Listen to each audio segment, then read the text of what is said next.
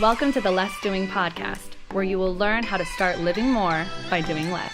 Let me help you optimize, automate, and outsource your entire life so you can focus on doing the things you love.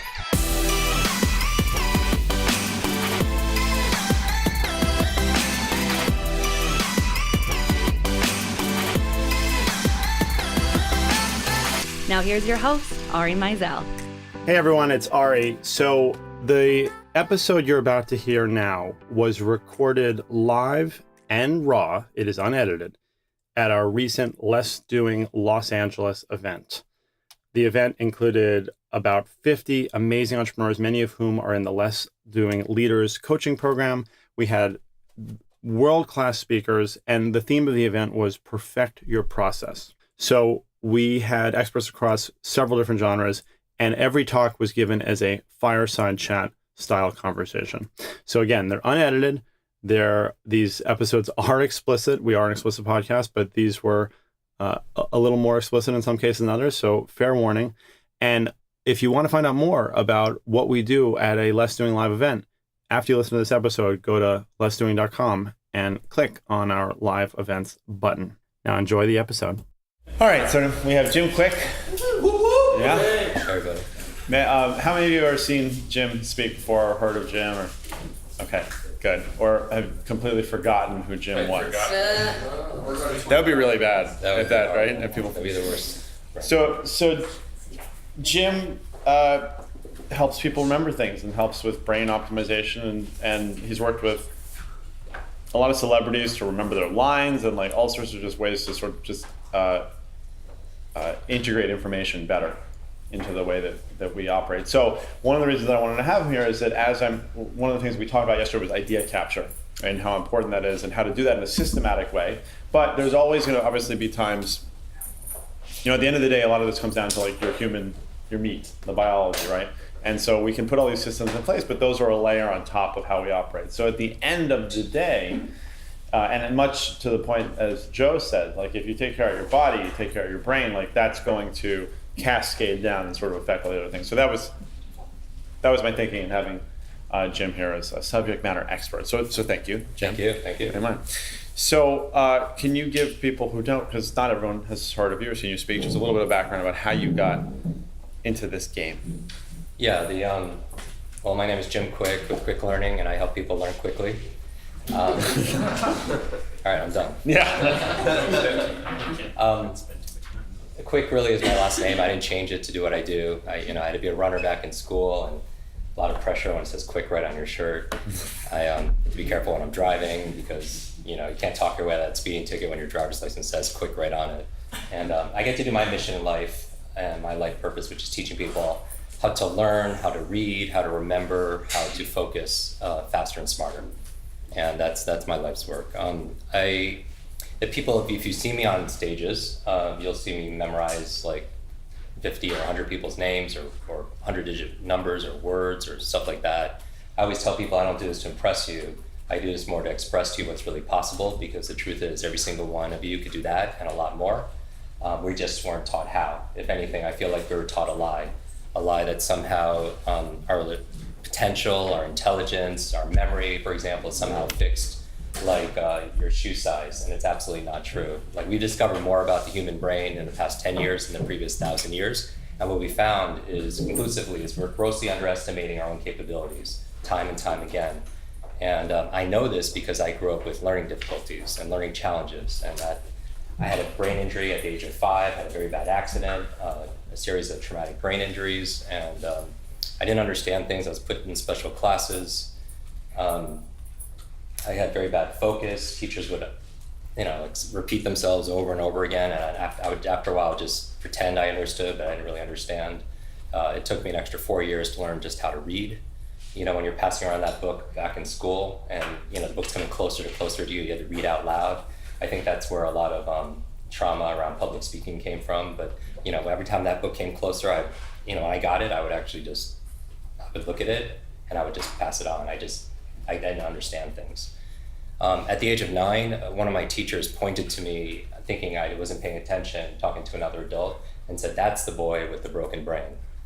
And so that was my identity. And I think parents or adults or anyone who has children or anyone who was a child, you just have to be very careful with your talk, because your external words become a child's internal words.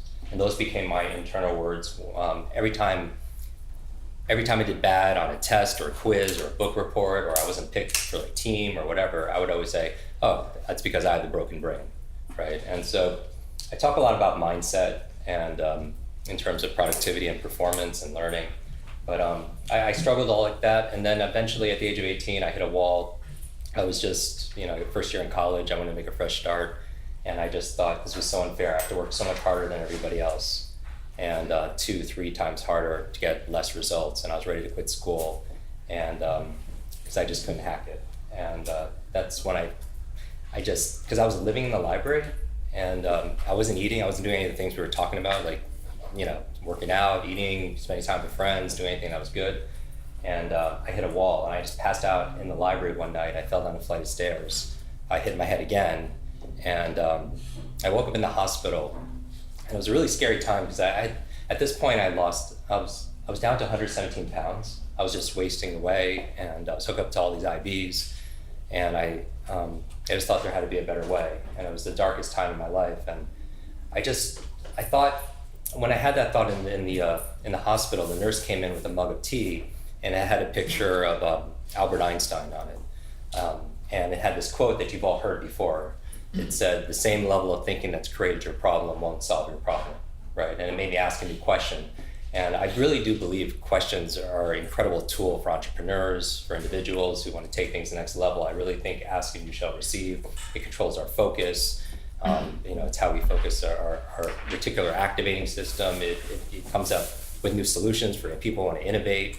We know that most innovation comes from people outside of an industry.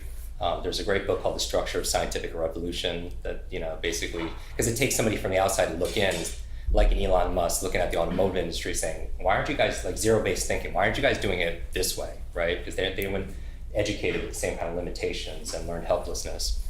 And so I asked them a question saying, well, what's wrong with me, and how do I make it better? And I was like, well, I'm a very slow learner. And I was like, well, how do I think differently about it according to Einstein? I was like, well, maybe I can learn how to learn. And I was like, great, how do I do that? Well, how do I learn anything? Go to school, right? And so I picked up a course bulletin for courses the next semester, and I looked for classes on how to learn, and there were 0 classes on how to learn. There were all classes on what to learn. Important subjects like math, history, science, Spanish, but no classes on how to think, how to solve problems, how to focus, how to concentrate, how to be creative, all the things you're learning, this week, none of those classes. And so I put my studies aside and I started focusing on those things. I wanted to understand, I wanted to solve this riddle about how does my brain work so I can work my brain. You know what I mean? Because your brain is this incredible, supercomputer, if you will, but it doesn't come with an owner's manual, and I don't think it's very user-friendly, right? And so I wanted to study this. I started studying adult learning theory, multiple intelligences, memory, mnemonics, all this stuff. And eventually, about 60 days into it, a light switch flipped on, and I started to understand things for the first time, really understand them. I started to retain things. I started to read faster. I started to have better focus and comprehension, and my grades shot up, and then my life just got better, right? And then the reason why this was 25 plus years ago, the reason why I'm still teaching it to this day is because when I was so upset when I learned these things, because they were really simple, fun, easy to do things that made my life easier. I was like, why didn't they teach us this back in school, right? And so I started to teach people and train and tutor. And one of my very first students, she was a freshman. She read 30 books in 30 days. Now, I don't know, as an entrepreneur, I don't know, can you imagine going online and picking up 30 books on leadership, negotiation, marketing, anything, and be able to not scan, get the gist of it, read those books. And I wanted to find out not how she did it. I know exactly how she did it because I taught her. I wanted to find out why. And I think a great marketer is, really understands human psychology, human motivation. And I found out that her mother was dying of terminal cancer and was given 2 months to live, just 60 days to live. And the books she was reading were books on health, wellness, alternative medicine, energy, anything she could get her hands on to be able to save her mom's life. 6 months later, I get a call from this young lady. She's crying and she's crying. Yeah, it's hard to think about, but I find out they're tears of joy. Her mother not only survived, but is really getting better. Doctors don't know how, they don't know why. They called it a miracle, but her mother attributed it 100% to the great advice she got from her daughter, who learned it from all these books. And at that moment, I realized that, if knowledge is power, then learning is our superpower. And it's a superpower we all have access to. It's just, we live in an age, of autonomous electric cars and spaceships that are going to Mars. But our vehicle of choice when it comes to education or learning it's like a horse and buggy. It hasn't updated, it hasn't prepared us for the world we live in now. And so if you feel overloaded, distracted, like you're losing how many people here have too much to learn, too little time, right? How many people here have books on your shelf you haven't read yet? It becomes like shelf help, not like self-help. Right? You think about all the emails and the book and the proposals and all the things you need to, all the data, and you have to spend upwards, you know better than I do, like 4 or 5 hours a day just to kind of keep current information processing, right? Mm-hmm. But no one shows us how to process that information. And organization and systems is so important. What I want to do is up-level your ability to learn it faster. And not only learn it faster, but retain it, right, and understand it. So it's not even when I teach speed reading, it's not about reading faster, like frantic fast. It's about having better focus and getting more understanding of it. So instead of speed reading, it's more like smart reading, right? But when's the last time you took a class called reading? How old were you? I mean, it's a skill, right? You weren't born with the ability to read, so it's clearly you learned it. So when's the last time you had training on it? First grade. Yeah, like when you're 6 years old, and the difficulty and demand has increased so much. So that, Moore's law, this information is doubling at dizzying speeds. But how you learn it, read it, retain it, and that growing gap creates a lot of concern, and it holds entrepreneurs back, I find, because it creates information anxiety, information fatigue syndrome, higher blood pressure, and compression of leisure time, more sleeplessness. And you have all these open loops and you can't keep up with the demand and you think there's something wrong with you. And I just feel like we just weren't taught. So I don't think it's a matter of fault. And it's not about teachers. Like my mother became a school teacher, special education teacher because she was trying to help me. But it's a system issue. And so I think if there's one, amongst the top skills to master in the 21st century, it's your ability to learn faster, because that's the only constant. I mean, they say somebody entering the workforce right now from school is going to have anywhere from 8 to 12 different careers, not jobs, like different, because how fast is the world, how fast is it changing? And the half-life of information, like from someone graduating, it becomes dated, right? And now the reason why it's important for everyone here is because nobody here is paid for your muscle power. You're just not. You're paid for your mind power, right? You're not paid for your brute strength. You're paid for your brain strength. And the faster you can learn, the faster you can earn. But I just feel like these are capacities and unique abilities that we could all enhance. Awesome. Okay. So a couple different ways I want to go with this. So the first thing is, as I mentioned yesterday about me, like I have a real hard time reading. Like I just can't maintain engagement when I'm reading. I know that's what it is. It's not that I can't comprehend, but if I watch a video, like I will literally remember it forever, whether I want to or not. Yeah. So, and I wish I'd done that in school. It would have been really helpful. But so at a simple level there, like sort of in my case, should I be still trying to work on improving that reading skill, or should I just? So I think everybody has preferred learning styles, right? Like everyone if you have a notebook, just write your first and last name. By the way, I in my podcast, which we launched last year, I did a whole session on note taking, and it's kind of interesting, the science of it. Like what's better, handwritten notes or digital, in terms of understanding and retention. And I'm all, the answer at a very simple answer is analog. But I love digital though because of storage and sharing, right? And but I like to personally do handwriting. And part of it also in terms of typing, because the worst way of taking notes, according to studies, is what do you think the worst way of taking notes is? Yeah, like verbatim, right? But one of the best ways is like this different whole brain note taking techniques. But one of the reasons why handwriting is very powerful is because you can't possibly write every single thing the person is saying. So it automatically, at a meta level, when we're talking about heuristics, you have to filter for the most important things, right? So as opposed to just capturing everything. But my goal for you over the short period of time we have is that you just make crazy notes, and just if we could just go in tactics. When we're talking about reading, I'm totally fine with people how many people here, like when you wrote your first and last name, what I want you to do is switch hands with the opposite hand and write your first and last name with your opposite hand. God.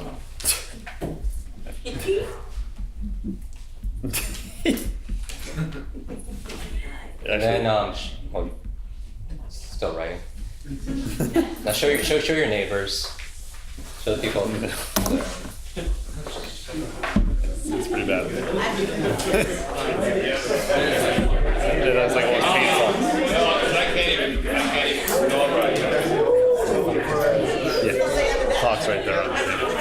But we can go to 1 if we have to. No, 12:45 for 1. All right, There's lunch after, so it's okay. Yeah, it's a lot of frame. Okay. So real quick, guys. No. So here's the thing, we'll make this a little interactive. Out of 1 and 2, which one was faster? 1, right? Which one was more comfortable? 1. Which one was higher quality? 1. Hopefully 1, right? So the second one, it was slower, right? It was felt more uncomfortable, a little weird, and the quality wasn't quite as good.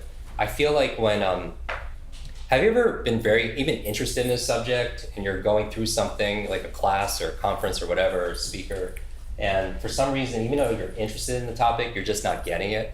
Yeah. Have you ever been in that situation? Yep. Maybe you're trying to learn it with the opposite hand. You know what I mean? So it takes longer and the quality's not quite as good and it feels weird, right? Or maybe the way the teacher prefers to teach is different than the way you prefer to learn, and it's like you're two ships in the night and you literally don't even see each other or connect, right? So I think self-awareness is definitely a superpower. You know, I really do believe, for me, fulfillment comes from really having the curiosity to know yourself, right? Whatever process you go through, whether it's therapy, meditation, journaling. But once you have the curiosity to know yourself and you know yourself, having the courage to be yourself, right? But it starts with that knowing who you are. And so part of it is knowing your beliefs, your values, your identity, right? Because all of this got imprinted on us.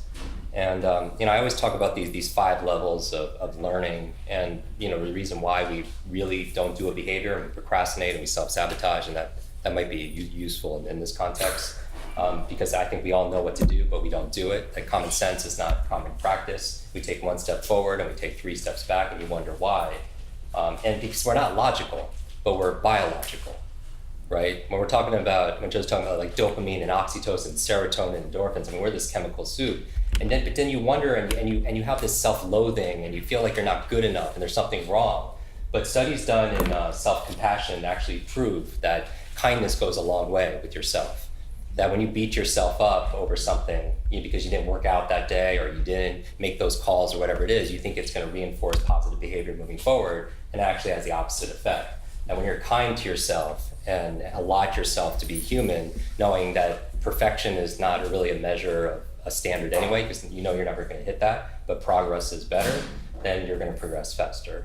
But going back to this learning styles, my thing is working with adults or working with children is people always want to ask like how smart someone is. How smart am I, or how smart are my kids? But that's the wrong question. Going back to questions are the answer. It's not how smart you are, it's how are you smart. That makes sense, right? It's not how smart your kids are, it's how are they smart. One of the challenges I have when it comes to IQ is the 2 notions that are built into it, that IQ is fixed. You take this test when you're a child and it's something that it's where it is for the rest of your life. But we know that's not the case, right? Because you could train any kind of abilities. I could train anybody in this room to boost their IQ points, because it's just learning styles, right? It's just learning strategies. But the other thing about IQ is kind of like these standardized tests put you in this box saying, like, if you're not good at this and this, then you're not intelligent. You know what I mean? Like, remember, even simple example, like, the SATs, right? You have your reading, your verbal, linguistic, and then you have your mathematical, right? But there are so many there's the breadth of intelligence is not limited to these two areas, right? Like there's like, what if, somebody has great musical intelligence, right? They're a great musician, like the ones on the dark star, on the black star there. That's amazing. Like imagine is that a form of intelligence and genius? Yes, right? Of course. What about somebody who has great they're great with their body. They excel kinesthetically, right? They're a great athlete or dancer, right? And so, or interpersonal, people who are great with people. The people who are great connectors and they have wonderful ability to as great salespeople or negotiators, or interpersonal or intrapersonal, where interpersonal is self to others, intrapersonal is self to self, right? People who really understand the human condition. What about visual spatial? People who are great artists, or graphic designers or architects. So there's this huge breadth of intelligence that are out there. And what I'm saying is that each one is individual and should be valued. And also each of those also could be improved through training and consistency. And so going back to reading, I think reading is a superpower. I think it is one of the best exercises for the mind. Now, I know some people just don't enjoy reading, and so you don't do it very often, right? Because I was a very poor reader. I never read a book cover to cover all through school because I was such a slow reader. But there's something in psychology called the competence-confidence loop. And some of you might have studied this back in school. It's the more competent you get at something, more confidence you have around it. And then since you're more confident, you're going to do it more often, which is going to increase your ability, your skill, your competence, and it becomes a positive momentum because success breeds success, right? You could build on it. And so a lot of people don't enjoy reading because they're just not good at it because they weren't trained properly when they were 5 or 6 years old. You picked up all these bad habits. And honestly, a lot of learning that I do with individuals, doesn't matter with their kids, with learning challenges, to adults who feel like they're losing their minds, senior moments coming a little bit early, they feel absent-minded. Like how many of you ever read a page in a book, got to the end and just forgot what you just read? And you go back and you reread it and you still don't know what you just read, right? Or you walk into a room and for something very specific and you forget why you're there, right? Or you're taking a shower and you can't remember if you shampooed your hair or not, right? All the time. And you end up doing it twice, or like you misplace things, your wallet, your purse, your car keys, or if not your car keys, something larger like your car. Right? You see the people like, where'd you park the car in the mall lot and stuff like that. But no, I'm always curious, like you forget where you parked the car, but you don't forget that you had a car, right? There's certain things that you remember. And I do believe, when we're talking about genius, I believe the overriding meta belief I have, because that's all quick brain is, quick learning is, a set of principles or procedures to be able to learn faster, achieve more. All I'm thinking about is like, at a high level, I feel like, man, someone was going to this. I feel like you don't have a memory. I feel like you do a memory. Like a big part of what I'm training people is that genius leaves clues. That if somebody excels in a certain area, then you could get similar results because there's a method behind the magic. Like when I go on stage and I memorize all these names, like I'm doing something I didn't do before because there's no such thing as a good or bad memory. There's just a trained memory and an untrained memory.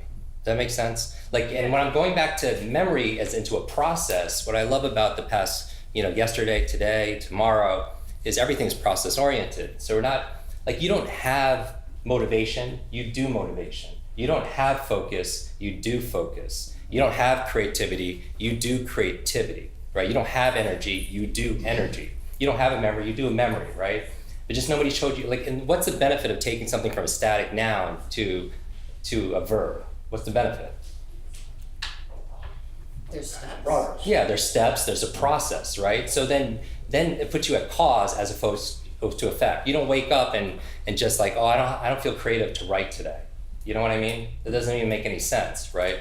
Even when we're talking about writer's block and when you talk about and I know everyone has a different process, but the main thing is they have a process. The challenge is most people's process is unconscious. The people who are really good at what they do, a lot of them haven't made it conscious. And when you don't make something conscious, you're at the effect of everything, you're a victim. And you just think it's because of destiny or it's because of, whatever, right? but there's always a method behind what looks magical.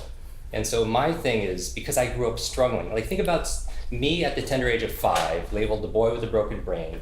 I became incredibly introverted, incredibly shy. I would just watch everybody, and because I don't want any attention on me, right? Like maybe I don't want to be, you know what my superpower, I talk about superheroes a lot, you know, on my Instagram and stuff like that. It's because I couldn't read when I was a kid. And so I taught myself how to read by reading comic books late at night.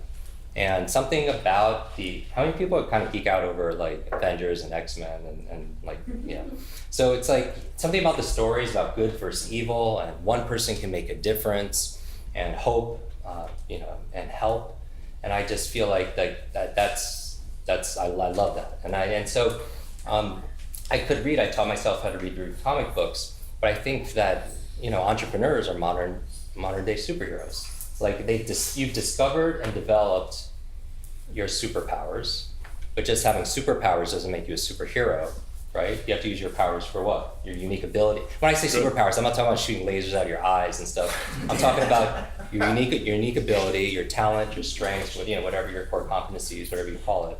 But just having those doesn't make you a superhero. You have to express it.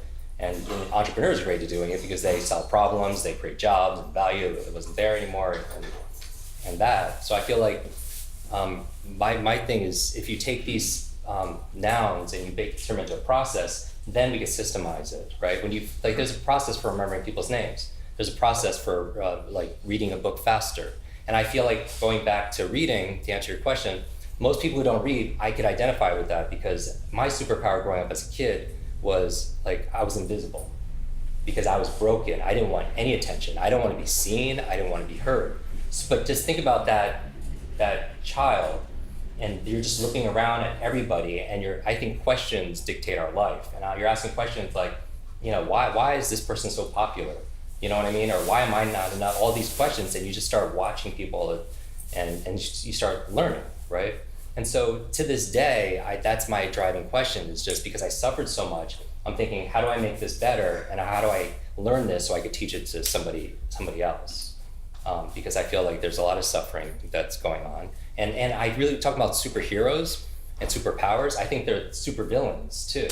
And just my metaphor is, you know, especially supervillains for your business that are holding back your productivity, your performance, your profit, that previous generations didn't have anywhere near as big a challenge. And it's driven by a digital age, right? And I love my smart devices, and I love technology. I'm just trying to balance it or harmonize it in a way where I could use it as a tool and not be used by it. Does that make sense? Yeah. So the three like supervillains, I think they're all digital. Supervillains, number one, digital overload. Too much information, too little time. The amount of information is doubling at dizzying speeds. So how do you keep up with it all? So then I focus on accelerated learning, accelerated reading, right? And then you have digital, and these are real health concerns. Like the reason I train the 200 officers at General Electric and the C-suite executives is because the biggest line item for your company is human capital, right? And it's so underutilized, right? And if somebody's processing information 4 or 5 hours a day, that means half their day is spent reading or processing, right? And so if I could just double someone's reading speed, meaning like literally help them to process it and understand it in half the time, you're saving like half their salary is being paid to read. That's insane, right? And so if I could double, if you read 4 hours a day and I could help you do it in 2 hours a day, what's 2 hours a day save over the course of a year? Sorry, that's a lot of math. Let's say I save you 1 hour a day. What's 1 hour a day over the course of a year? 365 hours, right? That's a pretty big number. How many 40-hour work weeks is 365 hours? It's 8. No, 7. Right? 9 times 40 is 360, right? So 300, like 9 work weeks. Like 1 hour a day saves you 2 months of productivity. So I'm not even talking about time management. I'm just talking about getting the time that you deserve back. And I don't even think like the average person reads about 200, 250 words per minute. 200, 250 words per minute. And now, like when we graduate, we have online programs, 180 countries, 25 years teaching this. Like we graduate people at 500, 600, 1,000 words plus a minute, right? Now read, not has anyone here taken a speed reading class before? Like traditional speed reading is more skimming, getting scanning, skipping words, getting the gist of what you read. Like I train like a lot of like you don't want your doctor to get the gist of what she reads. So like, and maybe because memory and understanding and all the other stuff I teach is so important, right? And so you don't want, speed reading is not about reading War and Peace in 5 minutes and just knowing it's about Russia, right? That's what I think that's Woody Allen. Yeah, Woody Allen. But in terms of reading, there's ways of doing it better. We could at least admit that there are ways probably better than we learned when we were 6 years old. And a lot of what I teach is not so much teaching people learning, it's just unlearning bad habits. The bad habits we picked up, even with our productivity and our beliefs, all the stuff that got imprinted on us that we just had no choice really in that matter. But moving forward, we do once you understand, like once you're conscious of those things. And so, so the first one, digital overload. Then the second one, digital distraction. That's the second supervillain, digital distraction. Because in a world full of, app notifications, social media alerts, and everything else like that, one of those videos we put out like last month, it has 4 million views. It's just entrepreneurs, you have raise your hand if you have a to-do list, right? Everyone has this growing to-do list, and I just Not that. but I really do believe that it might make sense to have a not to-do list also. These things that are just non-negotiable, you just will not do. And one of things you will not eat, the people you will not spend time with, the kind of business you will not take on, the things that's opposite of ELF, all these things. And for me, like one of the not to do behavior-wise, the worst habit how many of you within the first hour of the day you touch your phone? Raise your hand. Everybody, right? And I'm telling you, just experiment with this, and you're not gonna like it, but sometimes you have to do the hard stuff and life gets easier. Because everyone wants to do the easy thing, put things off and procrastinate. But if you do the easy things, life is hard. And we could agree with this, right? But if you do the hard things, life gets a lot easier, right? Because as they, discipline and everything, because entrepreneurs, you value your freedom so much, so you want to do what you want, when you want, with who you want, for as long as you want, wherever, you know what I mean?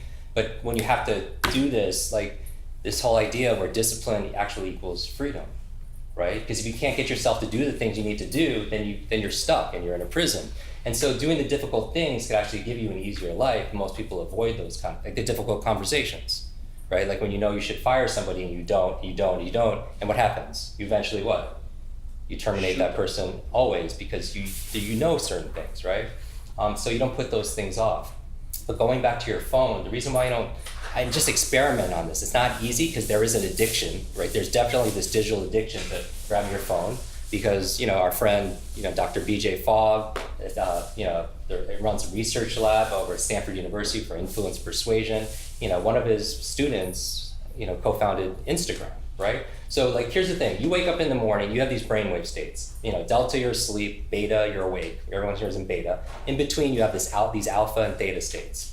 The theta state is a state of creativity, right? You notice like when you first wake up and you're in and out, you're very creative.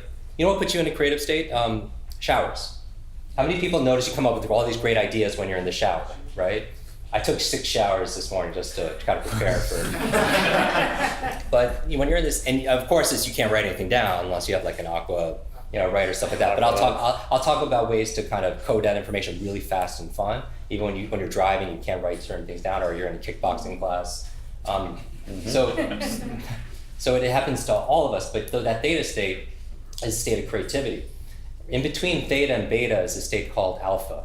And that alpha state is the state of relaxed awareness. And this is the state that you could train. This is the best part about this.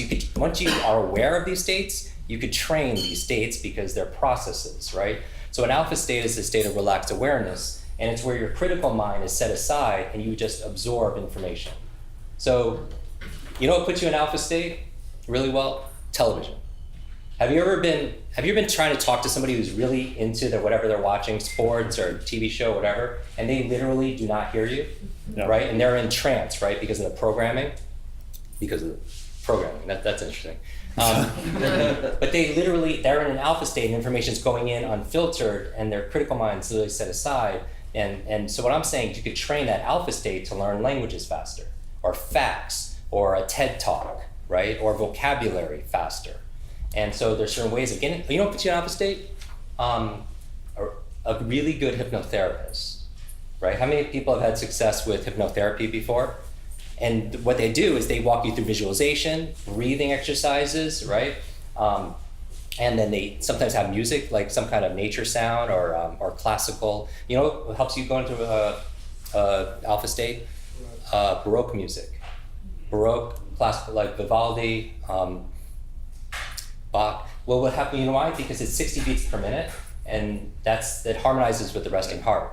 But going back to hypnotherapy, when they bring you through a visualization process, take you down an elevator or an escalator or a waterfall, or you're going through this journey, they put you into this relaxed state awareness, and then they give you positive suggestions. That's how you change limiting beliefs and limiting identities, you know, where you say you're a non-smoker, right? Or or positive things like you focus easily and effortlessly. You have a wonderful memory. You recall things and apply it right away. You're more likely, because your critical mind your beta mind is set aside, and you're more likely to absorb it and accept it. And that's why hypnotherapy works really well, by putting you in, but the science of it is puts you into that alpha state, right? And so does meditation put you in alpha? Meditation puts you into an alpha state also as well. And so the more time, and they say a lot of learning challenges has to do with children, for example, are spending too much or too little time in those theta alpha states. Like sometimes they just go delta sleep to wide awake, and they're not getting that rejuvenation in between, or maybe they're spending too much time in terms of creativity and so on. All I'm saying is that this is how we work. Remember I talked about self-awareness being a superpower?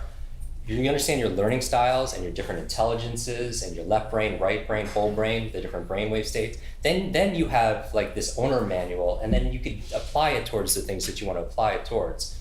And so digital distraction, when you wake up first thing in the morning, you're in this very relaxed, impressionable state. And if the first thing you're picking up is your phone, if you want to be productive, if you want to be a top elite mental performer, that's the wrong thing to do, because you're rewiring your brain for the things you're struggling with now, which is number one, digital distraction, right? You're looking through every share, comment, cat video, dopamine floods your motivation, your learning system, and that's what makes you very distracted and very addicted to it, right? But the other reason you don't want to pick up your phone is, besides the fact that it trains you and rewires your brain for distraction, and you wonder why you can't read a page in a book, or you need something on the background, you can't focus on the thing, your to-dos or whatever it is, because you've trained yourself to do it. The second reason you don't pick up your phone is it trains you, rewires you to be reactive, which is almost as dangerous. Meaning that how can you have a quality business, a quality life, family, everything you want to build, with this vision that you have, reacting to everything that's on your phone first thing in the morning, right? Our friend Brendan Burchard says your inbox is nothing but a convenient organizational system for other people's agenda for your life.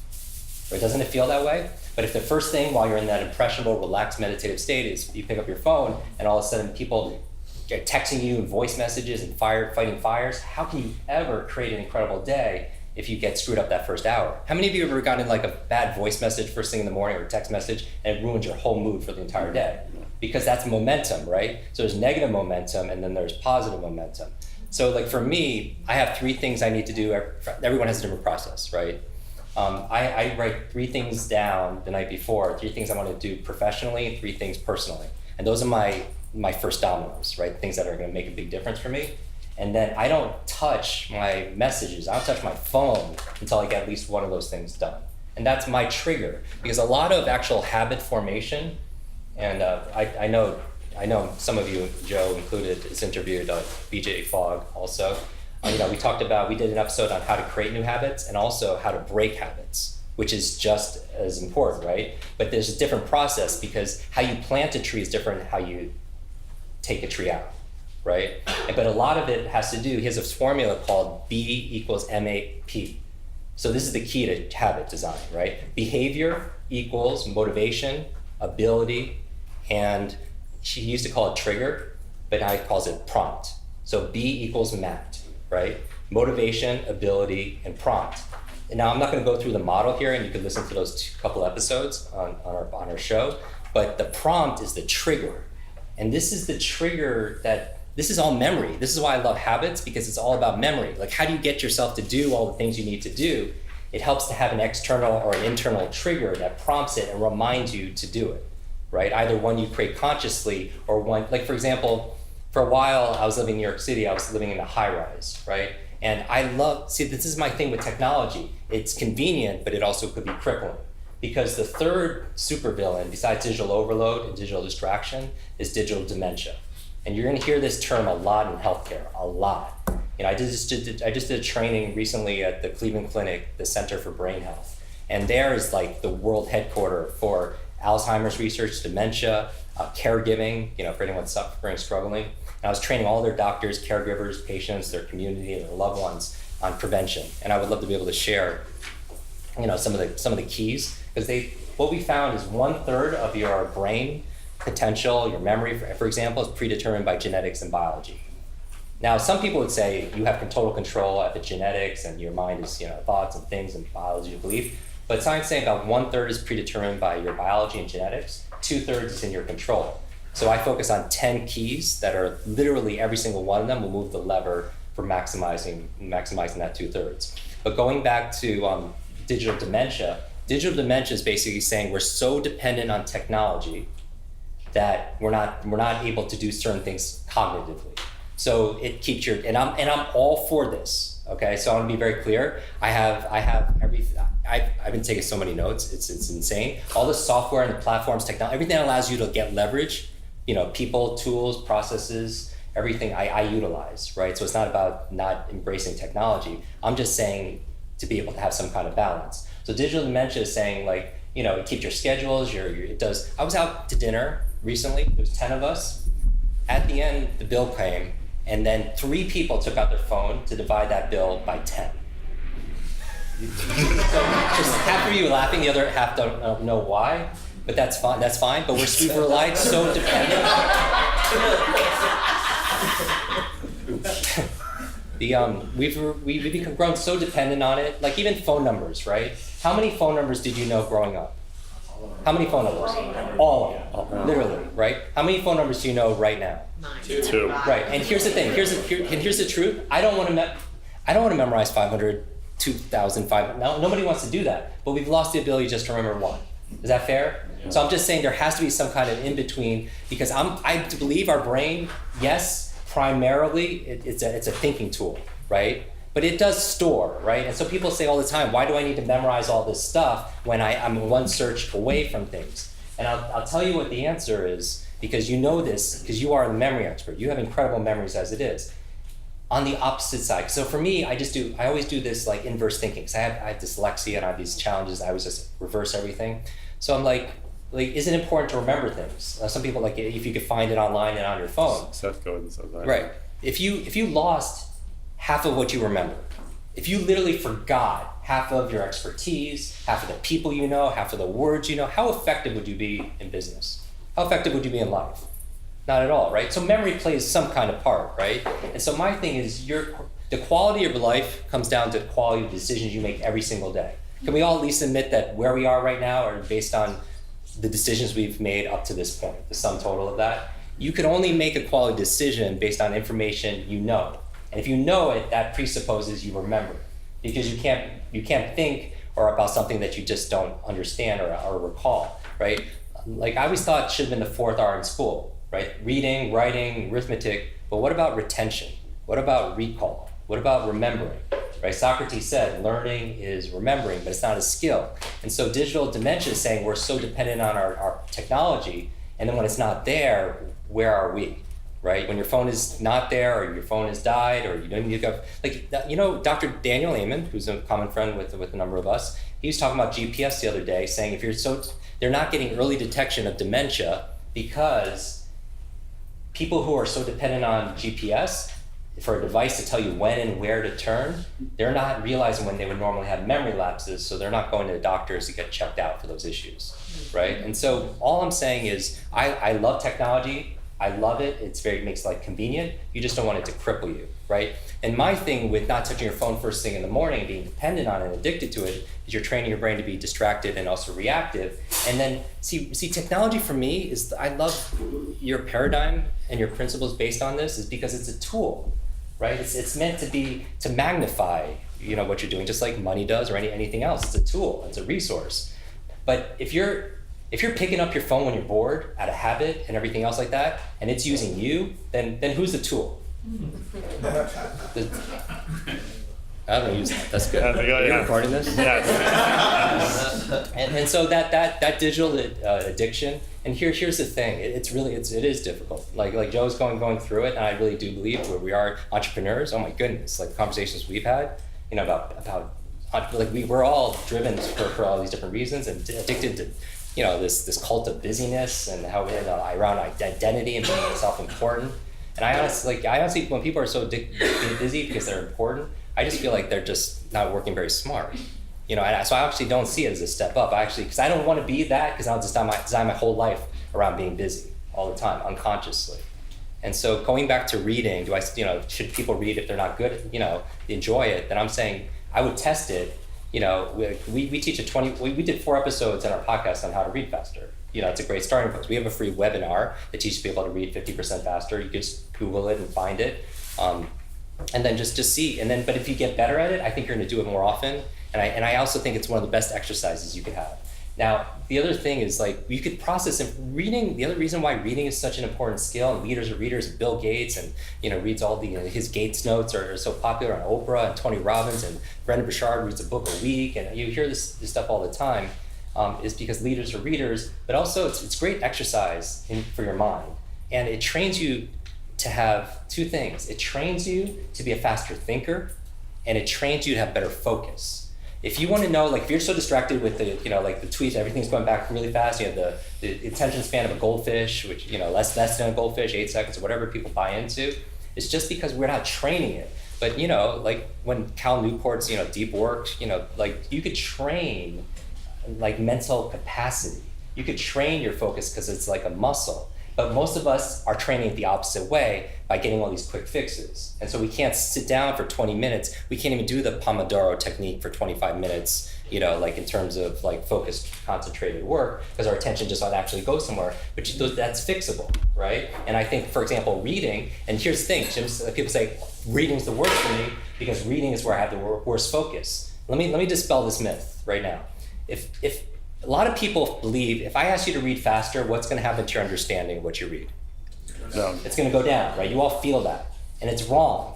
Like I've been doing this for 25 years. I have data from 180 countries. We find the fastest readers have some of the best comprehension. Now, why is that? It's because they have the best focus.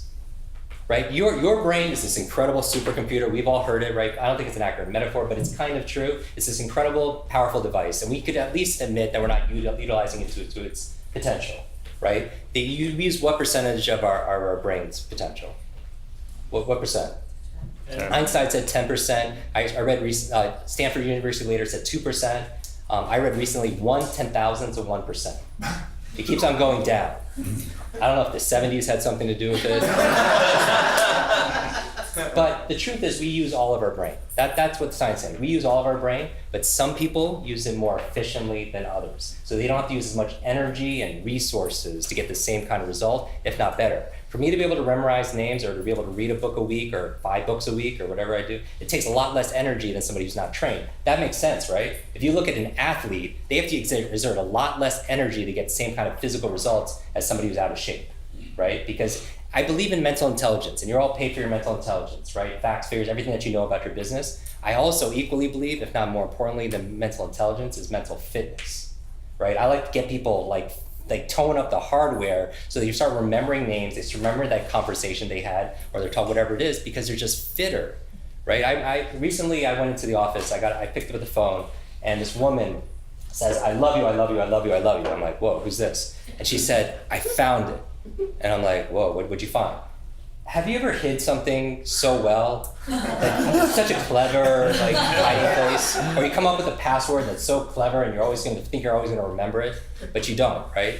She was given a family heirloom, a necklace from her grandmother. It was given not to her mom, not to her 3 sisters, it was given to her. And she hid it in the house, and she lost it. She forgot where she put it. And for 3 years, she thought it was stolen, it created all this grief, and she was given all this stuff from her family, and just she felt so much guilt.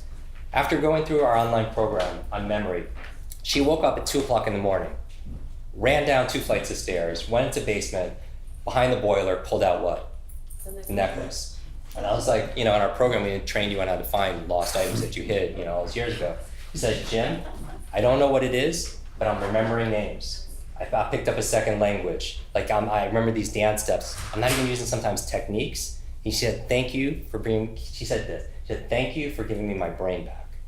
Right? And so I want people to have fitter brains because that's the world we live in because it controls what? Everything, right? And so my thing is with reading, the reason why faster readers have better comprehension is because you have this supercomputer brain. But when you read, you feed this supercomputer, this is how silly, as a 6-year-old, you feed it one word at a time. And it's so aggravating. If I was talking like that, right, you feel it, right? And I'm from New York, so I can't even talk that slow. But if I was to talk that slow during this conversation, how long would this conversation be, right? And what would your mind naturally start to do? Tell me. Drift off. It would drift off, it would wander, what else? You think of other things, what else? If I talk that slow. I wouldn't learn anything. You wouldn't learn anything, what else? We pick up our phone. Yeah, you pick up your phone, you would fall asleep. How many people would start falling asleep, right? If you had to listen to it? Tell me those 6 or 7 things you just said, tell me those aren't the same exact things that happen when you read. You wander, you pick up your phone, you get distracted, you start falling asleep, right? How many people here use reading as a sedative? You're guilty of this, right? Okay. You have a token book right by your bed. But here's the key to a long-term memory. What else is This is a key to a long-term memory. Information, you don't remember information. You just don't. You won't. But information alone is not memorable. Information, do this. Information, say this. Information. Combined with emotion. Becomes a long-term memory.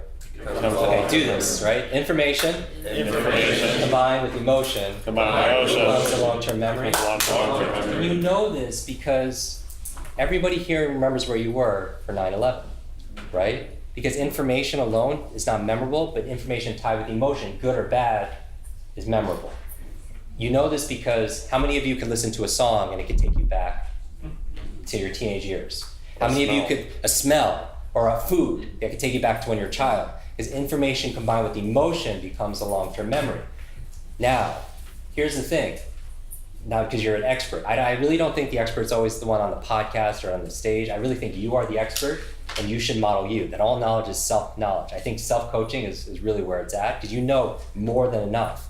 And you're successful. You remember names, so just coach yourself and find out. Genius leaves clues. Yeah, but don't coach yourself if you're in our coaching program. But ask yourself, why am I remembering these names and not these names? There's a method, there are principles that are there, that exist. But here's the thing. Going back to school, the information combined with emotion becomes a long-term memory. What's the primary emotion you felt back in school? Describe it in one word. Like how did you feel?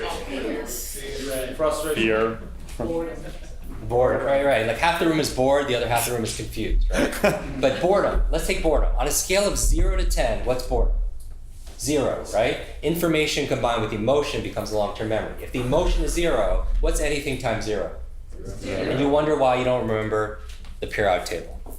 Like all this stuff and data that we picked up. So because it's not memorable because it doesn't touch us here, right? Emotion is where it's at because even when it comes to sales, right? People don't buy logically, they buy what? Emotionally, right? And so that get to the emotion of that memory. When I'm talking about like success formula, I'm talking about H cubed. Head, heart, hands. If you want to achieve anything in your life, H cubed.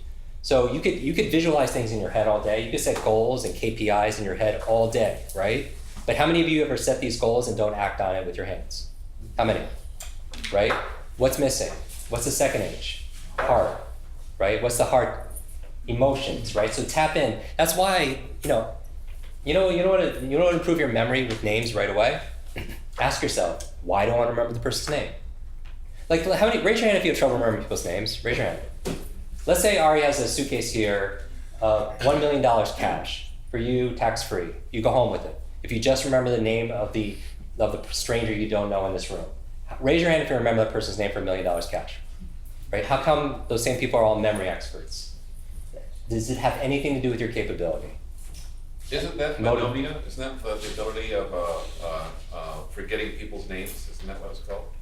Yes, it is. So here's the thing, motivation is key, right? And so ask why. Even when you're doing sales, all it is education process driven by questions, right? Because you want them to come up with the answers so it's real, not coming from outside of them. Same thing with you. Ask yourself, why do I want to remember this person's name?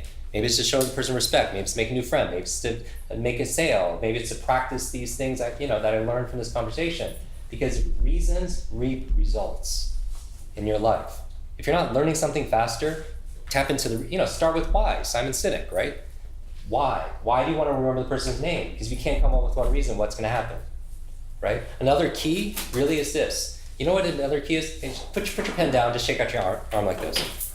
Just shake it out, do this. Everyone do this. Everybody. We won't stop until everyone does this. That's good, one's good. All right, make a fist. Put it to your chin. Now come on, where's your chin? No. You know what? A lot of people, you blame your retention when it comes to your memory. It's not your retention, it's your attention. Is that fair? Yeah. Like we live in the attention economy, which it is our most precious resource we have because it's your time. It's the one thing you can't get back, right? And so my thing is a lot of people aren't forgetting a name, they're not hearing a name. A lot of people aren't forgetting what they read, they're not paying attention to what they read, right? The one anecdote I'll share with you is when it comes to this, and I'll go back to speed reading and I'll close with it, is President Bill Clinton. And I know, Joe, you spent time with him as well, and maybe other people. He's got this powerful presence, right? He's got, regardless of your political ideology, how many people would believe he's charismatic? He's a great connector. He's a great communicator. He's got an incredible memory also as well. And I believe that his incredible memory and his powerful presence comes from being powerfully present. If you have an opportunity to meet him, like when you're talking to him, he's not looking over your shoulder and seeing who's more important in the room, right? But we do that unconsciously, so we're training our attention to be elsewhere. You could tell he's also, a lot of people you think you're listening, you're not listening. You're waiting for your turn to talk, if we're honest. Or you're thinking about how you're going to respond, if we're honest. Right? And so you're not forgetting a person's name or that conversation. You're just not hearing it to begin with because you're doing this, not this, right? And so all I'm saying is powerful presence, like when I'm talking about motivation and observation, like, and who's this available to? Everybody. I'm not even talking about tactics, so it's mom, right? Motivation, observation, mechanics. And I'm not even talking about the mechanics is what we do in our programs, right?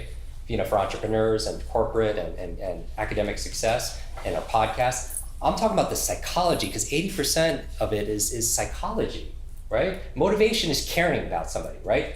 Because how are you going to show somebody you're going to care for their business, their future, their family, their health, their finances, whatever you're selling them, if you don't care enough just to remember their name, right? People don't care how much you know until they know how much you care, right? Maya Angelou said that people won't remember what you said. They won't remember what you did. They'll always remember how you made them feel. It's always going back to this, right? But how are you making people feel when you forgot their name 4 times, right? Not that important. So that's motivation. So that's caring. And then the O is observation, which is just paying attention, being present for somebody, right? So I'm saying the art of memory is the art of caring and the art of being present with somebody, right? And that's just being a good human being, right? Because nothing sells, going back to sales, nothing sells like sincerity. Caring about somebody and being really with them, because that's all people want. They want to be seen, they want to be heard, and that's what they're buying into. And then the mechanics are great. Here's how how Jim trains the actors and the TED speakers how to memorize their speech, and facts and formulas, foreign language, all the things that you want to be able to remember. But I'm just saying the psychology is really where it's at. Because if you don't care to remember stuff, the techniques are going to have kind of low brow, right? In terms of its effectiveness out there. I want to do this for like hours. We're time here, but you did mention the thing about coding. Mm-hmm. You can code information when you're driving or like. All right, so real fast. All right, so I'll end with this. So I teach software, right? Basically, I teach you scripts and programs on how to learn all this stuff, how to have better focus, how to do all these things step by step. Take it from a noun, turn to a process. So that's all the mechanical stuff that you go to literally kwikbrain.com, you get them all for free, all right? There's no advertising, there's no nothing on there, right? Which maybe I should be doing that, but I'm not. Because my thing was with the boy with the broken brain, I just want to build better, brighter brains. Because who knows, someone listening to that show is from some, a child in some village in a third world country, and they become the next Malala or the next Elon Musk, right? And they tap into this collective intelligence that we have. And so my thing is no brain left behind. And so that, if anyone could share that's really wonderful. Now, going back to the mechanics of it, is I work on the software, but the hardware is just as important. So remember I said there are 10 keys? So if you want to remember what you need to do, these is just facts and ideas and to-do lists. I'll show you a really cool technique. Now, in terms of what we memorized it for, I'll do 2 in 1. I'll teach you the 10 keys to unlock what I call your quick brain. And I'll show you a quick tip on how to memorize it literally in a minute. Okay, is that fair? So I need you really paying attention because I know you're thinking about food. Sit the way you'd be sitting if you're really interested and paying attention. Now, why do you even have to move? but notice that you know your physiology affects your psychology. That if you want to get more engaged and more active, you change the way you sit, the way you breathe and everything. And you could do that at what time?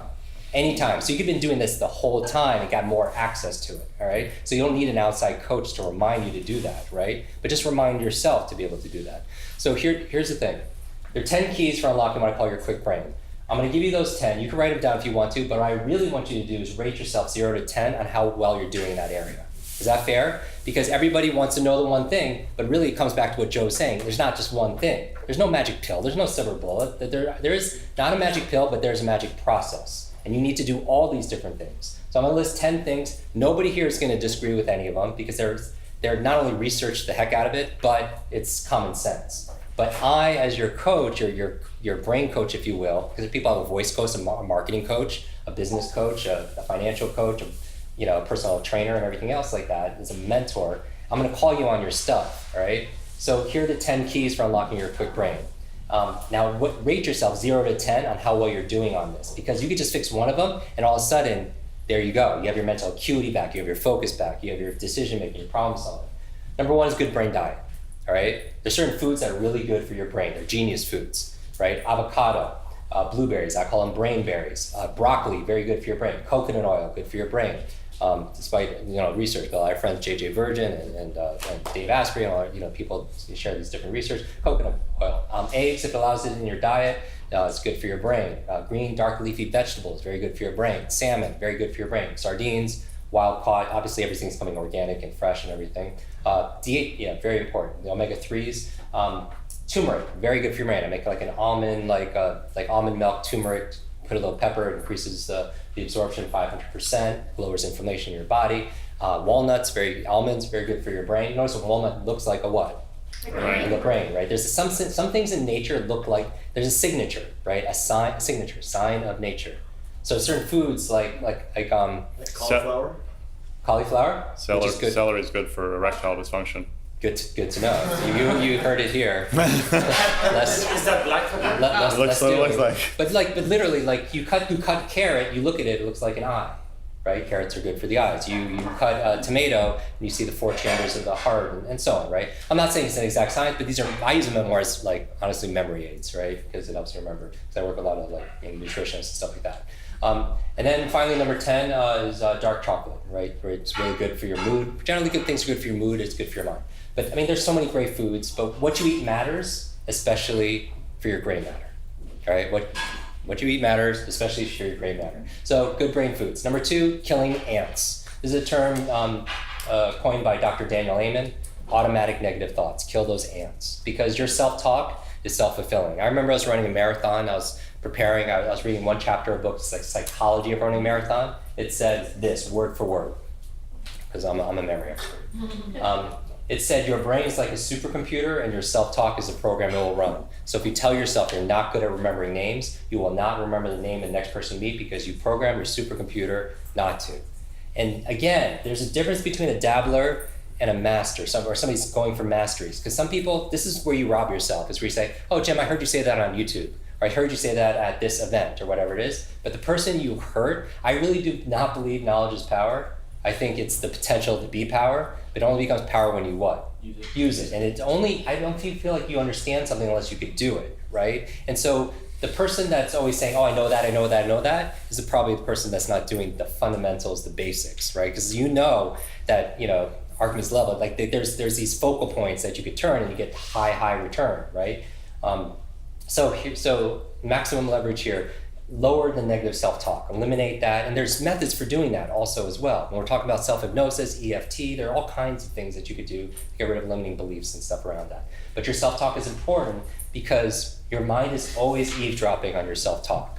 And if you come to me afterwards saying, Jim, I'm so old, or oh, I have a horrible memory, I'm not smart enough, whatever it is, if you fight for your limitations, you get to keep them. If you argue for your limits, they're yours, all right? So you've got to stop saying these things. Number 3, key for unlocking your quick brain, exercise. This is, I don't even have to talk about this, right? Across the board, people who move more, the primary reason you have a brain is to control your movement. And there's a brain-body connection, but there's also a body-brain connection. That as your body moves, your brain grooves. Anything good for your heart, it's going to be good for your head, right? So circulation, blood flow brings oxygen to your brain. You'll do better on mental acuity, focus, cognitive thinking, memory when you exercising, all right? So always be moving, but we live in a very sedentary lifestyle, whatever, sitting is the new smoking, you have all these different terms, but you gotta play more, right? You gotta play. People say all the time, like, oh, I'm growing, I stopped playing because, I just got older, right? But it's the opposite, right? It's not that, it's not you stopped playing because you were older, you grew older because you stopped playing. Right, and your body needs to be able to move. I'm very concerned with kids growing up just on their phones. They're taking away seesaws, they're taking away swings, all the stuff that we grew up with. And that movement is so important for brain development, all right? But it doesn't stop when you're a kid. You have to keep on moving. Number 4, brain nutrients. All right, so best thing to do is go to a functional medicine doctor and get a blood test, right? Like full spectrum, hormones, food sensitivity, find out the best foods, green, yellow, red, find out the deficiencies you have in nutrients, and supplement, right? People talk about nootropics. Number 1 brain supplement is DHA, and we know this. You ask, all the biohackers, Dr. Daniel Amen, Mark Hyman, Dave Asprey, they'll say DHA, number 1, right? DHEA or DHA? DHA, your omega-3s. And so that's brain nutrients, number 4. Number 5, now I'm going to teach you how to memorize this as if you were in a kickboxing class and how to be able to do that, or memorize your choreography or moves and stuff like that. Number 5 is positive peer group, right? That affects your brain. It's probably the biggest effect on your brain. That's why communities like this and Genius Network are so important, because who you spend time with is who you become, right? We've heard these things so often, we've grown numb to it. We're the average of 5 people we spend the most time with, but like cliches, there's truth there. And one of the reasons why is we have these mirror neurons. Mirror neurons is it's your imitation neurons. You ever watch a movie and you could feel, or a sports thing, you could feel what they're feeling, and you feel the emotions. It's because you can identify, your mirror neurons are all lit up, right? But your mirror neurons are always learning from the people around you. That's why you start adopting their beliefs, their habits, and their values. And that's why you become who you spend time with, right? So there's a neuroscience to that also as well. So positive peer group is so important because so many people spend time with people that are detracting them and not really want to be, whatever. So that's number 5. Number 6, clean environment. 6 key for unlocking your quick brain is a clean environment, because you know this, when you clean your external world, what happens to your internal world? You have clarity, right? That's, all the external brains that we have and devices. When you clean, simple thing, when you clean your laptop, desktop, you just feel like clarity of thought, right? And I don't just mean clean environment there. I mean like clean air, clean water, sunlight, all the environmental stuff, right? These natural forces which play a huge, huge role. That's number 6. Number 7, sleep.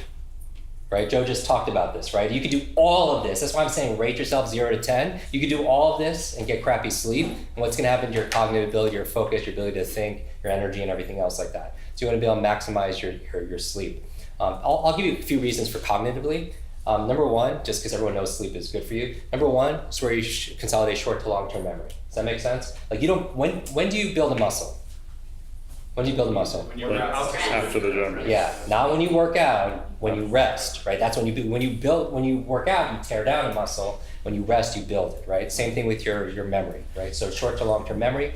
The reason why you sleep also is because that's where you clean out plaque in your brain that could lead to Alzheimer's and dementia, according to the latest research. And number 3, the reason why you sleep is because you get more REM sleep, and REM you dream.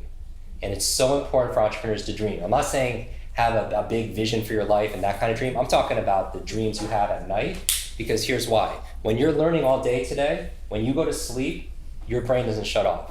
If anything, if you're hooked up to some brain tracking device, your brain is actually more active when you sleep. All right. But as an entrepreneur too, even if you're not learning, you're coming up with problems, solving problems you can't come up with. But when you sleep, you come up with real solutions. The problem is when you wake up, with all these amazing dreams, you forget your dreams. Number one of the big podcast episodes that no one thought it was kind of a sleeper, that's good too, is how to remember your dreams. I teach you 6 ways on how to remember your dreams. You can search that on YouTube or watch it on the because here's why. Cultural examples. Did you know Mary Shelley came up with Frankenstein in her dream? Do you know Paul McCartney came up with the song Yesterday in his dream? Elias Howe created a sewing machine in his dream. The periodic table came to a chemist in his dream. What are you dreaming about as entrepreneurs? What are you solving at night, for your personal life or your business that you're dreaming about, but then you forget your dreams in the morning, right? So that's why my morning routine, which is the #1 downloaded episode, because I believe first you create your habits and then your habits create you. I do 10 things every morning to jumpstart my brain. So it's a little bit different than Tony's or Tim's or other people's. Like mine are specifically cognitive. What are 10 simple things you could do every morning to be able to jumpstart your brain so you could win the morning and win the whole day? But the first thing I do is remember my dreams, right? And then so sleep is important for that. Then finally 8, 9, 10. 8th thing for unlocking your quick brain is brain protection. And that's obvious, right? I've had traumatic brain injuries, wear a helmet, avoid extreme sports. And I don't just mean that, I mean EMFs. I just did a whole episode with Dr. Joe Mercola, but this is a growing concern with technology, and this is my challenge with technology, is just we don't know what effect it's having on your nervous system, right? In the EMFs, the electromagnetic fields, there's like trillions and trillions of times more than there were 100 years ago. And so what effect is that having on our brain? And I just read recently that over 90% of kids are sleeping with their phones underneath their pillows. Like what's that doing in terms of our nervous system? So I say protect your brain as number 8. Yes, wear a helmet, but also avoid certain things. And then finally 9 and 10, in order to have a quick brain, 9 is new learnings. This I'll be preaching to the choir, but the key understanding in neuroscience, the thing that people are most excited about is neurogenesis, neuroplasticity, right? Neurogenesis means genesis, birth, neuro, brain. You create new brain cells to the day you die, right? And neuroplasticity is saying your brain is like plastic, that you can create new connections. That Einstein's brain wasn't bigger than anybody else's brain. It was actually smaller than the average brain, but there's certain parts of his brain that are extremely well connected, right? If you slice it up and look at it. Because he would do these thought experiments all the time, right? So we teach people how to replicate those thought experiments to solve problems and build businesses and stuff. But there was high dense areas that had that. Neurogenesis, neuroplasticity, to have more of it, requires 2 things, only 2 things, novelty and nutrition. Just like building a muscle, your physical muscles, you have to give it novelty, you have to work it out, and then you have to feed that muscle with nutrition. Same thing with your brain. So new learnings. There's this study done with longevity study. I just came back from speaking in Sardinia, which is one of the blue zones. Some of you know the most centurions and stuff. There's this study done it was on the cover of Time magazine, these women, these group of nuns living 80, 90 and above. They want to find out where's that longevity come from. Half of it had to do with their gratitude, their emotional faith and such, but the other half, I'm oversimplifying, but the other half, they were lifelong learners, right? They were taking deep conversations, reading all the time, doing all these things, and it added years to their life, but not only years to their life to their years. Because who wants to just grow older? You want to be strong, right? You want to have that vibrancy.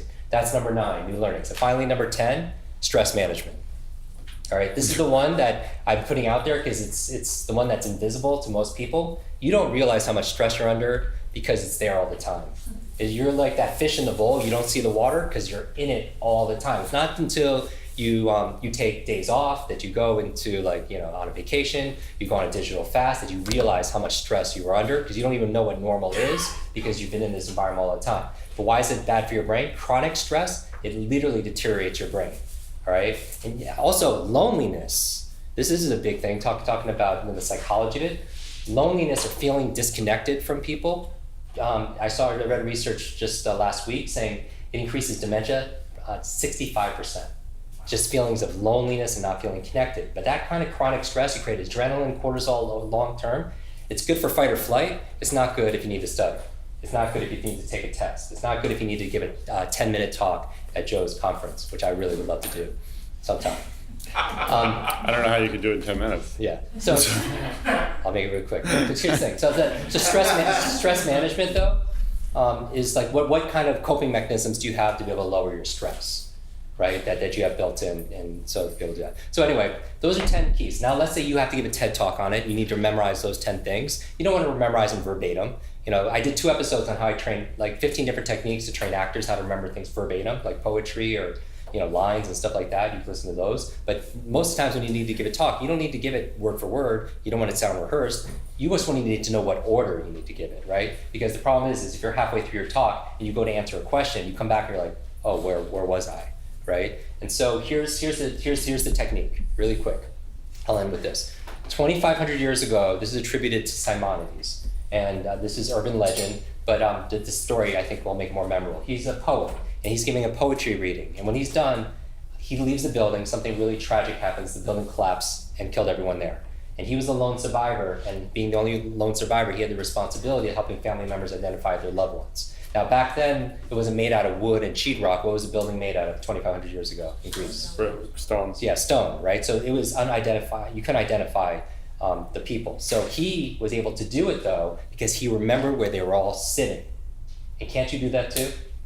Because here's the thing. Can't you remember like who is to your left and to your right, even later on today? Because we store information in space, right? There's this 3-step memory process. We encode it, we store it, and we retrieve it. But we store information in places. That's why having an external brain is so important, right? Because we store things naturally outside of us. Because think about it, why? As a hunter-gatherer, like through everything, when you just come back to it, everything has to do with survival and replication, reproduction, right? So as a survival mechanism, we need to remember where things are because that's how we live. Like, where's the clean water? Where's the enemy tribe? Where's the food, right? That's our survival. So we store information in places around us unconsciously all the time. And I can prove it to you. When you forget someone's name, what's the first question? You're out and about, you're at the gym, whatever, somebody, you see, oh, they tap you on the shoulder, you turn around, you're like, recognize this person? They're talking to you. Where do I know them And you don't know who this person is. What makes it worse is when that person has the audacity to remember your name, right? And then, but what's the question you ask yourself? Where do I know them Where do I know them from, right? Because the context gives you the content, right? Information is always talking about content is king. If content is king, context is the kingdom, right? Because the space, the framework, right? And so my thing is like the place we store information, because once you know the place, the information, you know all the information. So why not use that, right? So what you're gonna do is you're gonna take places in your home, in your office, on your body, wherever it is, and designate. That's the first place. So the microwave is the first place, and you just go clockwise, right? The microwave is the first place, stovetop is the second place, refrigerator is the third place, the dishwasher is the fourth place, the sink is the fifth place. Go to the next room, fireplace is the sixth place, cat stand is the seventh place, whatever. Bookshelf is the eighth place, so on. Now, once you have these places, you take the first thing you need to remember, put it in the first place. The second tip that you want to remember, the idea that in the kickboxing class, in the second place, because you have these places predetermined, right? And so put the first thing in the first place, second thing. By the way, have you ever found yourself saying in the first place this, in the second place that, and the third place that? That's where it came from. Before we had tablets and external memory devices and printing presses, we had incredible internal memory devices, right? And so people would store this information in places, and that's where the languaging first place, second place, third place came from. So here's the thing. I'm gonna go through the 10 places, the 10 keys, and I'm gonna give you 10 places. Now, instead of doing your home and your living room and stuff like that, I'm just gonna take you through my office. We all have one shared place. You guys ready? Are you ready? Yes. All right, close your eyes. And we're gonna end with this. This is the exercise. I want you to take a deep breath, exhale, just relax. I have an office in Westchester, New York, home of the X-Men. I was found as a mutant. And at the age of 9, when I taught myself how to read comic books, I found out the X-Men headquarters was in Westchester. Every weekend, I would ride my bicycle looking for this school, because I wanted to run away and find my superpowers and find my super friends. You land in Westchester Airport, and a car picks you up, and you're in the back seat. You go to, it's in the suburbs of New York City, lots of homes and trees. You go to my office, and in the first place is the parking lot. So I want you to say it out loud what the first place is. What's the first place? Parking lot. You get out of the parking lot, and the brain tip is good brain diet. So I want you to imagine, bless you, when you get out of the parking lot, that there's a good brain diet buffet waiting for you. I want you to imagine the avocados, the wild salmon, the blueberries, I call them brain berries, the dark chocolate, it's all there, and you create this big food fight, right? Big food fight. And when you're doing that, you're just like, it would never happen. If you can't imagine it, monitor your self-talk. If you can't imagine it, Imagine you can imagine it. And then you're there, and you remember that. And from there, there's a waterfall. It circles, creates a moat around the building. So you have to cross a bridge. The second place is the bridge. What's the second place? Bridge. And as you're crossing the bridge, the second brain tip, killing ants. So I want you to imagine you're killing automatic negative thoughts. You're just stepping on ants. You would never do that. It might make you feel some way, but that's why you remember it. Information combined with emotion becomes long-term memory. Killing ants. From there, you go into the building. The third place is the elevator. What's the third place? Elevator. And when you're in there, I want you to imagine you're exercising. Remind you of quick brain exercise. So I want you to do your favorite exercise with your personal trainer there. So you're doing your burpees, you're doing your yoga, you're there with Tony Horton doing P90X, whatever you're doing, you're in that elevator. Exercise, but feel it. You can't just say, oh, that's a good idea. See and feel yourself in it. You gotta see it, feel it, and hear it. Those are the 3 learning styles, right? From there, you leave the elevator, you go into the 4th place, which is the hallway. What's the 4th place? Say it out loud. Hallway. And there are all these brain vitamins, bottles of brain vitamins coming down the hallway and tripping you up. Your omega-3s, your ginkgo biloba, your B vitamins, all your nootropics. They're all coming and you're jumping over them like your Donkey Kong or your Indiana Jones or your Laura Croft. You're jumping over the brain vitamins. See and feel it. And if you think this is so silly, this is so childish, who are the fastest learners on the planet? Children. How fast can they learn a musical instrument as a kid? How fast can they learn another language, right? Children, playful. Good. From there, you go to the 5th place. You open a door to my office. Immediately to the left is the 5th place, which is the closet.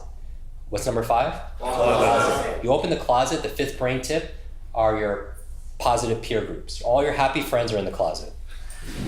All your happy friends, they're in the closet.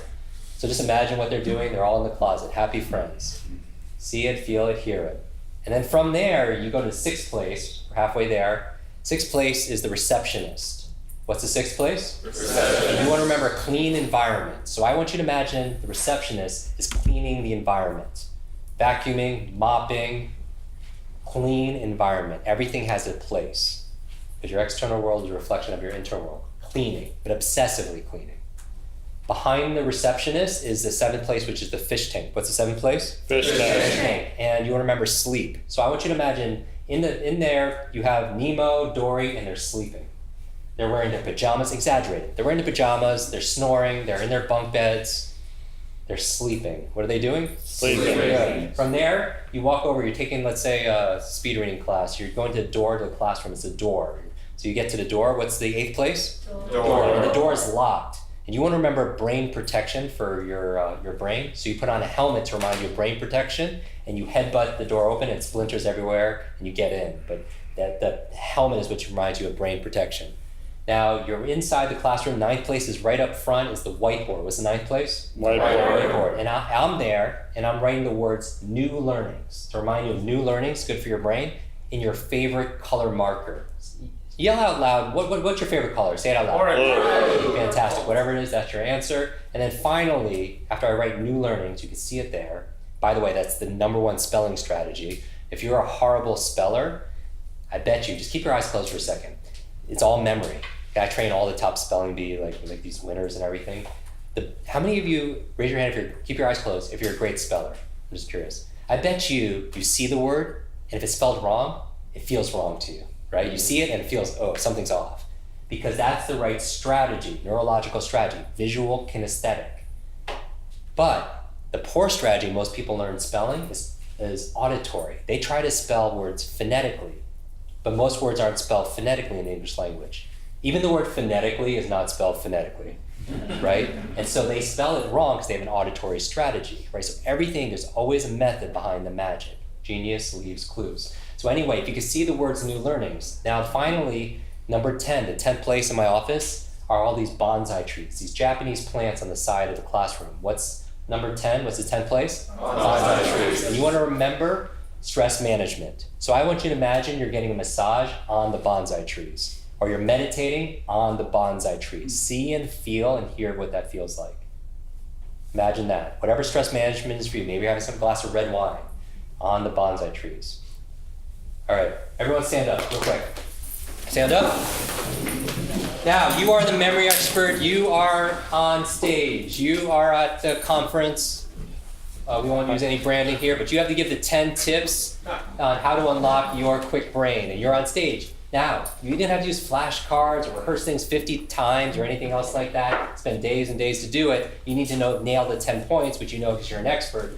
Walk around my office. So don't tell me the place. Tell me the brain tip. Number 1 brain tip is what? Good brain food. Yeah, good brain food. You walk over to the bridge, you see what? Killing ants. Killing ants. Number 3 is the elevator's what? Exercise. Exercise. Number 4? What is the hallway? The hallways. Brain supplements. Vitamins. Very good. Number 5. What's the 5th place? The closet. Use the closet. The peer group. Causes friends. Good. What's 6th place? Receptionist. Cleaning. Clean environment. What's behind the receptionist? Fish tank. What are they doing? Sleep. Nice to sleep. From there you go where? The door. How do you open it? Protection. Protect your brain. Finally, 9 is what? New learning. New learnings. And 10 is what? That's management.